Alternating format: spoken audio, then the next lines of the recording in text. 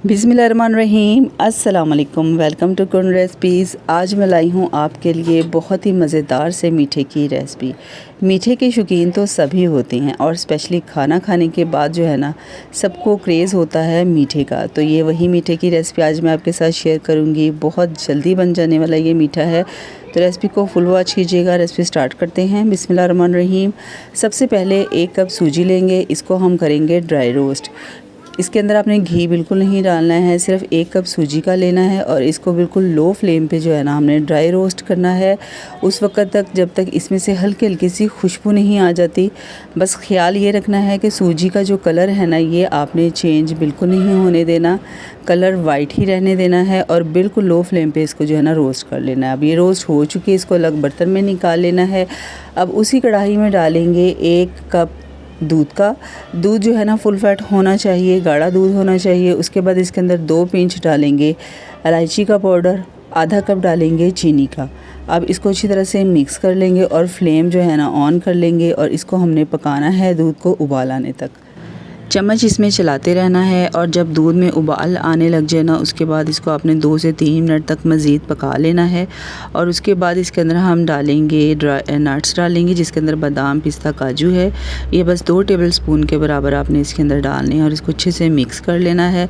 इनको भी 2 से 3 मिनट तक दूध में पका लेना है। उसके बाद इसके अंदर हम डालेंगे 3 टेबलस्पून ड्राई मिल्क पाउडर। ये 3 टेबलस्पून डालना है और उसके बाद इसको ना अच्छी तरह से मिक्स कर लेंगे।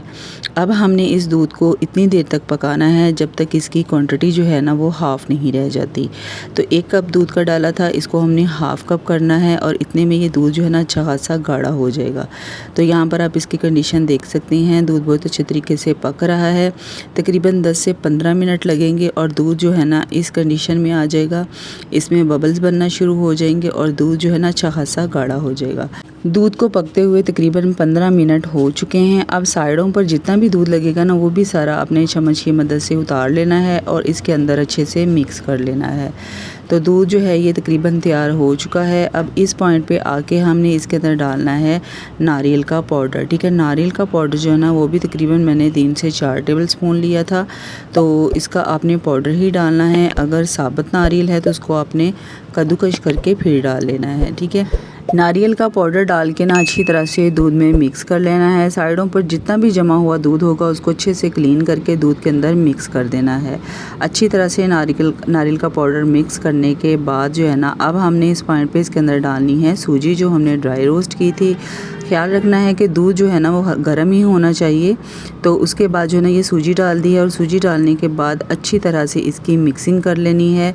इसकी जो कंसिस्टेंसी है ना वो बिल्कुल डो की शेप में आ जाएगी। इसको बहुत ज़्यादा पतला बिल्कुल भी नहीं करना है और जल्दी से मिक्स करना है, क्योंकि इसको जो है ना हमने जब सर्विंग ट्रे में सेट करना है ना तो उसके लिए इसका हल्का हल्का सा नीम गर्म होना बहुत ज़रूरी है।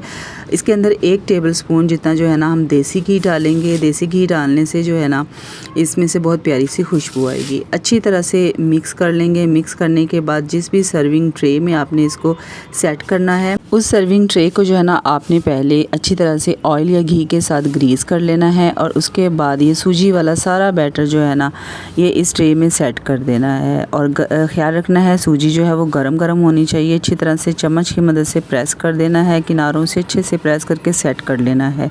और उसके बाद इसको ऊपर से गार्निश कर लेना है ढेर सारे बादाम और पिस्तों के साथ। और उसके बाद जो है ना इसको आपने अच्छी तरह से प्रेस करके जो बादाम पिस्ते हैं ना इनको अच्छी तरह से प्रेस कर लेना है। इससे जो है ना बहुत ज़बरदस्त तरीके से ये अंदर तक सेट हो जाएंगे। उसके बाद इसको आपने 1 घंटे के लिए ठंडा होने देना है ताकि अच्छी तरह से जम जाए और कटिंग करने में आसानी हो जाए। और ये मज़ेदार सी हमारी बग़ैर खोए के सूजी की बर्फ़ी बिल्कुल तैयार हो चुकी है। बहुत शानदार रेसिपी है, आप लाजमी ट्राई कीजिएगा और मुझे ज़रूर फीडबैक दीजिएगा रेसिपी आपको कैसी लगी है। अच्छी लगे तो सबके साथ शेयर ज़रूर कीजिएगा और नए हुए चैनल पर तो सब्सक्राइब करना मत भूलिएगा। मिलते हैं नेक्स्ट वीडियो में। अपना बहुत सारा ख्याल रखिएगा। अल्लाह हाफ़िज़, फ़ी अमान अल्लाह।